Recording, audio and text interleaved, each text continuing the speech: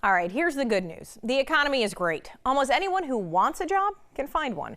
The bad news, well, that makes it harder to keep good employees. So what can you do? For that, we turn to the Take Action business coaches, Pete McDowell and Peg Burley. Good to have you guys back. Well, good to be here. Thank you. So it's really about retaining good employees. That's what we're going to talk about today. First off, I was just wondering, is this a struggle for a lot of businesses in today's kind of economy and what we're dealing with? Do you guys see this a lot? The great thing is that we all have lots of work to do. There's a backlog in general.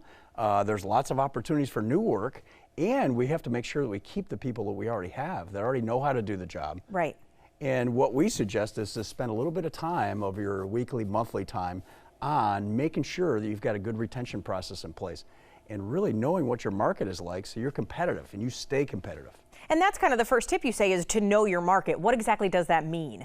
So one of the things we suggest is making sure that you're paying above average for your positions. And the only way to know that is call around, figure out what are other people paying for those positions. Make sure you're very competitive, and even more so that we're taking price off the table of why somebody would want to leave. There are a lot of online resources that you can go to find out your pay range for certain jobs in a city.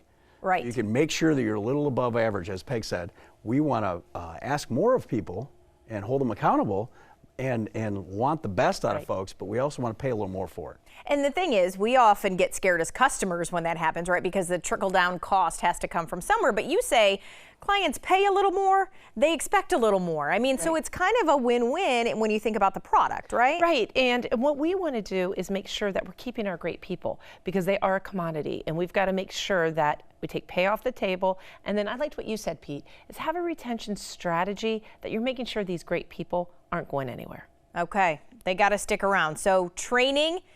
Oh no, first we're going to start with the onboarding process, you say. Sure. What does that mean? It's very important to make sure that when a new person comes in, they feel welcome and they make connections very quickly. Okay. So those connections are critical in the first week or two to make sure the president of the company comes over and says hi, or somebody takes them out to lunch the first couple of days.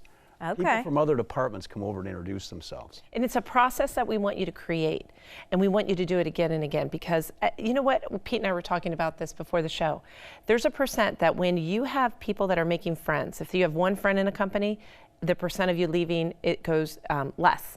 Oh, and yeah. if you have 2 friends, it's down even more. If you have 3 friends, the likelihood of you leaving a company is very low. So a network of relationships within the company helps retention. All right, training and development is obviously important, right? And I want to tell a story, and it was amazing. I was in Cincinnati, we were bringing on a new client, and I was interviewing some of the employees, and one of the things that they said was, I asked them, I go, you've been here a year or two, what made you leave?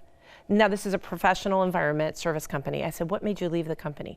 All 4 of them, separate of that, said, I didn't have future plans, I didn't have career goals, there was no development for me.